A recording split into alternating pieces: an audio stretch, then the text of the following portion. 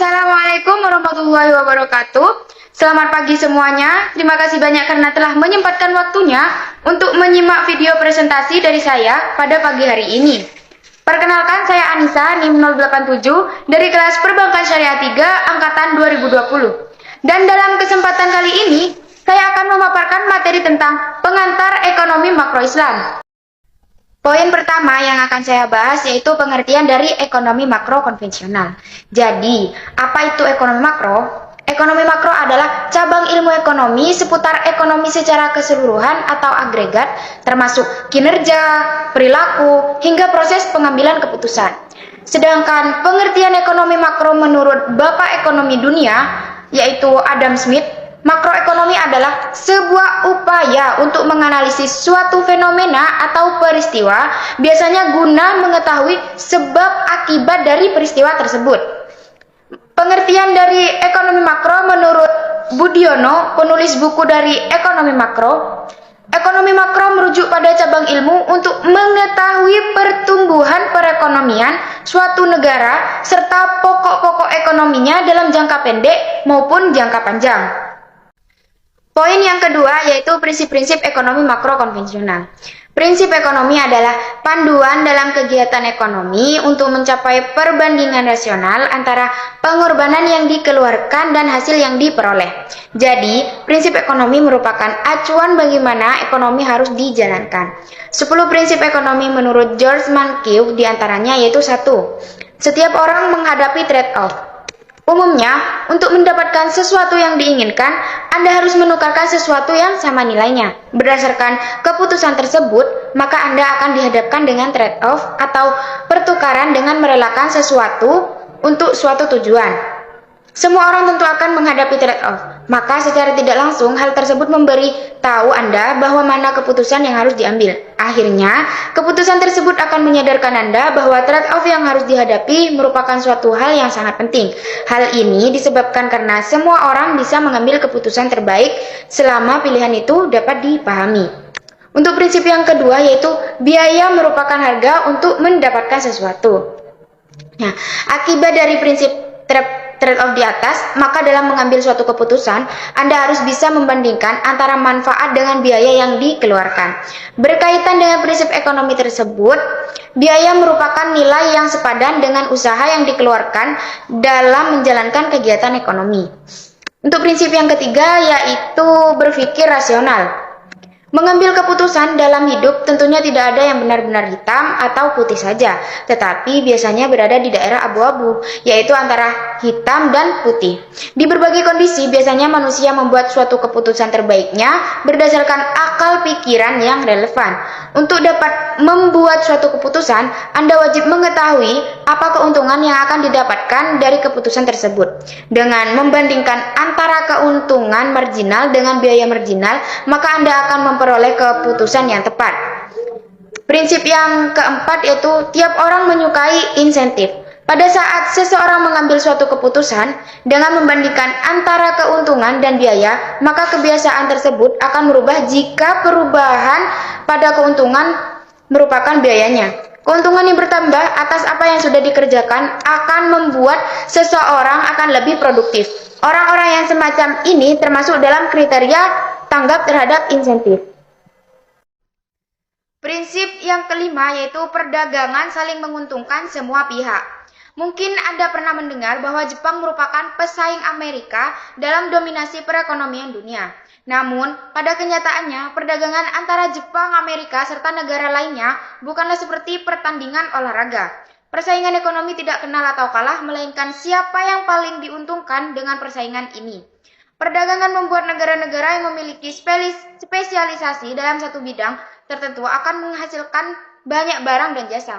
Karena tiap-tiap negara memiliki spesialisasi masing-masing, maka negara seperti Jepang dan negara-negara lainnya merupakan mitra Amerika di kancah perekonomian dunia sekaligus sebagai pesaing-pesaingnya. Prinsip yang keenam yaitu pasar merupakan tempat mengatur kegiatan ekonomi. Dalam sebuah perekonomian pasar, kebijakan yang berlaku sangat bergantung pada perilaku konsumen dan produsen. Produsen akan memutuskan siapa yang akan dipekerjakan serta barang apa yang akan dihasilkan. sedangkan konsumen akan memiliki kesempatan untuk memperoleh pekerjaan dan memperoleh upah. Untuk prinsip yang ketujuh yaitu pemerintah memiliki peran pada pasar. Pasar merupakan pusat dalam mengendalikan kegiatan ekonomi, namun pasar dalam praktiknya masih memiliki kekurangan. Prinsip yang kedelapan yaitu standar hidup negara ditentukan produksi barang dan jasa. Hubungan antara standar hidup dan produktivitas memiliki dampak penting dalam kebijakan publik. Pada saat dihadapkan pada pertanyaan bagaimana suatu kebijakan dapat mempengaruhi standar hidup, sebenarnya inti dari pertanyaan tersebut adalah bagaimana kebijakan tersebut mempengaruhi kemampuan seseorang dalam menghasilkan barang dan jasa. Untuk prinsip yang kesembilan yaitu harga akan meningkat jika uang beredar terlalu banyak. Apa sih yang menyebabkan inflasi? Salah satunya adalah karena jumlah uang yang beredar terlalu banyak. Pada saat pemerintah mencetak uang dalam jumlah yang besar, maka akan berdampak terhadap nilai uang itu sendiri. Untuk prinsip yang terakhir, yaitu masyarakat menghadapi trade-off jangka pendek antara inflasi dan pengangguran. Selain inflasi, masih ada satu dampak buruk ketika pemerintah mencetak uang terlalu banyak, yaitu dalam jangka pendek akan menyebabkan pengangguran. Trade-off antara inflasi dan pengangguran sifatnya hanyalah sementara, tetapi dapat berlangsung bertahun-tahun lamanya. Oleh karena itu, penting untuk memahami perkembangan di dalam bidang perekonomian, termasuk memahami siklus bisnis seperti fluktuasi yang tak menentu. Poin yang ketiga yaitu perbedaan ekonomi makro dan mikro konvensional. Dengan menganalisis ekonomi mikro pada umumnya, meliputi bagian-bagian kecil dari keseluruhan kegiatan perekonomian. Mikroekonomi lebih menitik beratkan pada analisa mengenai masalah membuat pilihan, sedangkan dalam ekonomi makro lebih global atau menyeluruh, meliputi perubahan-perubahan keseluruhan dalam kegiatan ekonomi. Untuk yang pertama yaitu perbedaan analisis mikro dan makro. Dalam aspek mikro, unit analisisnya individu atau parsial. Untuk periode analisis, jangka panjang, dan harga relatif, sedangkan tingkat kegiatan ekonomi atau titik pusat perhatian, alokasi sumber ekonomi misal tanah, tenaga kerja, modal, dan memakai asumsi ceteris paribus. Untuk aspek makro, unit analisisnya yaitu keseluruhan atau agregat. Untuk periode analisis jangka pendek dan harga umum atau general misal indeks inflasi, sedangkan tingkat kegiatan ekonomi atau titik pusat perhatian ada tiga aspek, kesepakatan kerja, produk nasional, dan tingkat harga umum. Untuk perbedaan mikro dan makro dari aspek pasar. Aspek pasar barang, yaitu untuk ekonomi Islam, Abu Yusuf 731-789 dalam kitab Al-Khairaj, peran negara sangat penting untuk menjamin terpenuhinya kebutuhan, adil dalam hubungan antar negara, manusia, dan pembangunan ekonomi. Dalam aspek pasar tenaga kerja klasik, di pasar tenaga kerja dalam jangka pendek hanya ada pengangguran sukarela. Tetapi pengangguran ini pun hanya bersifat sementara. Karena apabila harga turun, konsumsi dan produksi akan kembali lagi ke tingkat semula, full employment. Menurut Keynes, tingkat upah adalah rigid, yaitu tidak mudah berubah dan terutama ia sukar untuk diturunkan ke bawah. Pasar tenaga kerja mengikuti pasar barang. Apabila output naik, maka orang yang mendapat pekerjaan atau tingkat employment juga naik. Sebaliknya, jika tingkat employment turun, maka output pun juga turun. Untuk yang lainnya, golongan Keynesian baru tahun 1980-an berpendapat bahwa dalam berbagai pasar, terutama pasar tenaga kerja, tidak selalu seimbang. Market sometimes do not clear. Maka pemerintah masih mempunyai peran penting dalam mengatasi masalah itu. Untuk yang ekonomi Islam, Muhammad bin Al-Hasan Al-Syaibani 131 Hijriah 748 Masehi dalam Al-Iktisab fil Al-Mustahab, bekerja mencari nafkah dalam pandangannya adalah wajib. Pentingnya memperoleh pendapatan yang halal sesuai syariah melalui kegiatan usaha seperti ijarah, tijarah, ziraah, sinaah, dan mudharabah dan musyarakah. Untuk yang aspek pasar uang klasik, di pasar uang, kaum klasik mempunyai teori kuantitas yang menyatakan bahwa permintaan akan uang adalah proporsional dengan nilai transaksi yang dilakukan masyarakat. Di pasar uang ditentukan tingkat harga umum. Apabila jumlah yang beredar, penawaran akan uang akan naik, maka tingkat harga pun naik. Suku bunga ditentukan oleh masyarakat dan permintaan dana oleh pengusaha untuk membiayai investasi. Sedangkan menurut Keynes suku bunga ditentukan oleh permintaan dan penawaran. Permintaan dan penawaran uang. Permintaan akan uang bersumber pada 3 macam kebutuhan. Yang pertama, kebutuhan transaksi, kebutuhan berjaga-jaga, dan kebutuhan spekulasi. Sedangkan menurut ekonomi Islam, pada masa Rasulullah, elastisitas penawaran uang atau money supply terhadap pendapatan, jika permintaan uang pada pasar internal meningkat, maka uanglah yang diimpor. Jika permintaan uang turun, maka komoditaslah yang diimpor. Tidak ada pemberlakuan tarif dan bea masuk pada barang impor. Ekspor-impor pada masa Umar menetapkan pajak 10% kepada pedagang asing. Angka ini diambil setelah melihat bahwa negara lain mematok harga yang sama terhadap pedagang muslim yang memasuki wilayah mereka. Rasulullah melarang distorsi mata uang atau dengan jalan memotongnya, kecuali oleh faktor yang dibenarkan. Untuk aspek pasar luar negeri, menurut klasik, di pasar luar negeri mekanisme otomatis menjamin keseimbangan neraca perdagangan melalui mekanisme Hume dalam sistem standar emas atau mekanisme kurs devisa mengembang dalam sistem standar emas. Sedangkan menurut ekonomi Islam, pada masa Rasulullah saat di Madinah pernah mengimpor mata uang dinar dan dirham dari Persia dan Romawi dan untuk memenuhi kebutuhan di kota Madinah. Rasul pernah melakukan pinjaman kepada negara tetangga atau non-muslim dalam jangka pendek. Untuk aspek doktrin ekonomi, untuk yang klasik yaitu laissez-faire, invisible hand, hukum Say, mekanisme otomatis menuju full employment, teori kuantitas, sistem standar emas, mekanisme Hume. Sedangkan menurut Keynesianisme, permintaan efektif, permintaan agregat, penawaran. Untuk yang ekonomi Islam yaitu Al-Quran dan Al-Hadis.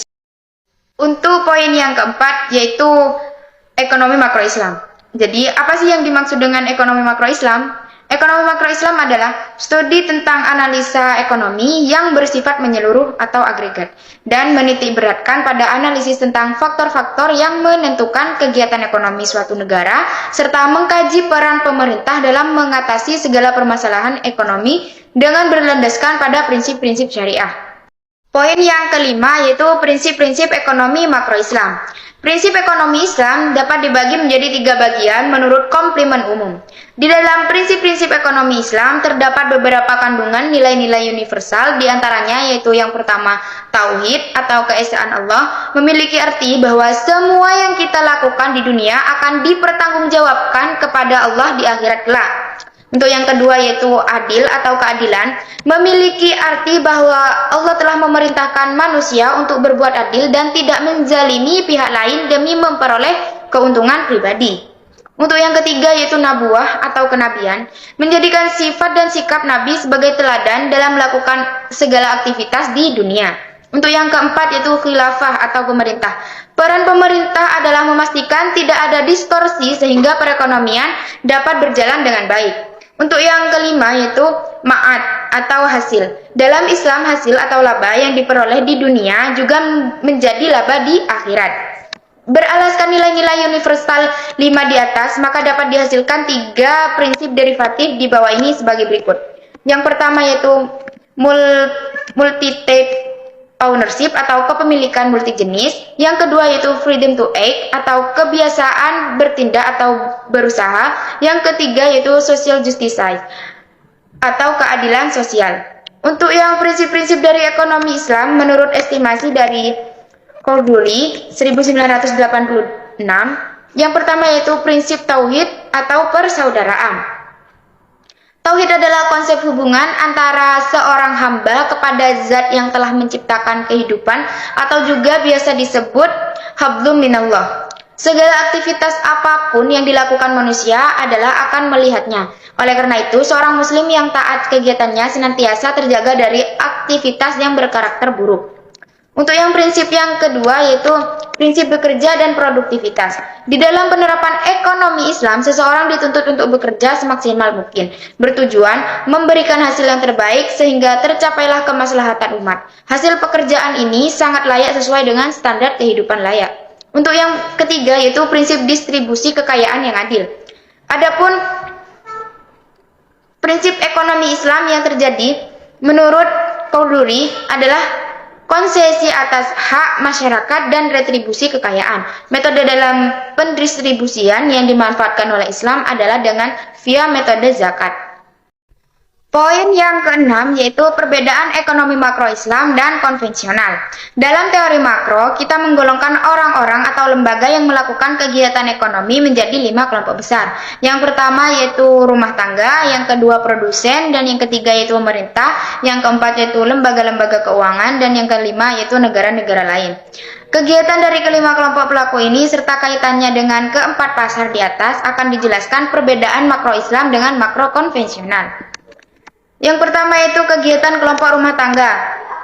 Kelompok rumah tangga meliputi kegiatan-kegiatan diantaranya, pertama, menerima penghasilan dari para produsen, tenaga kerja mereka, dividen, dan dari menyewakan tanah hak milik mereka.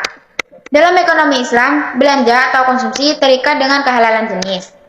Sedangkan yang kedua yaitu menerima penghasilan dari lembaga keuangan berupa bunga atas simpanan-simpanan mereka, teori konvensional atau non-syariah. Dalam sistem ekonomi syariah, mereka mendapatkan bagi hasil atau profit sharing. Yang ketiga yaitu membelanjakan penghasilan tersebut di pasar barang atau jasa. Sedangkan dalam ekonomi Islam, belanja terikat dengan kehalalan barang atau jasa yang akan dibeli. Yang keempat yaitu menyisihkan sisa dari penghasilan tersebut untuk ditabung pada lembaga-lembaga keuangan. Dalam masyarakat muslim, penghasilan juga disisihkan untuk zakat, infak, dan sedekah. Yang kelima yaitu membayar pajak kepada pemerintah. Dan yang keenam yaitu masuk dalam pasar uang sebagai peminta atau demanders karena kebutuhan mereka akan uang tunai untuk misalnya transaksi sehari-hari. Untuk yang kedua, kelompok perusahaan.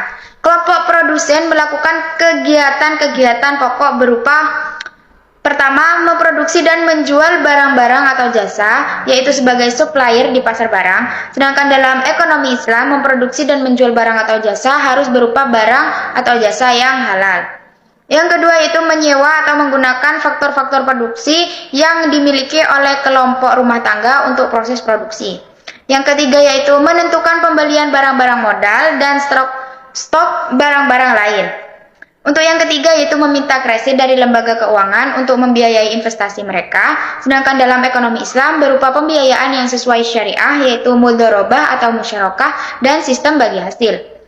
Dan yang kelima yaitu membayar pajak. Dalam ekonomi Islam selain pajak, perusahaan juga dikenai pembayaran zakat perusahaan. Sekian pemaparan materi dari saya, kurang lebihnya saya mohon maaf. Wabillahi taufik wal hidayah. Wassalamualaikum warahmatullahi wabarakatuh.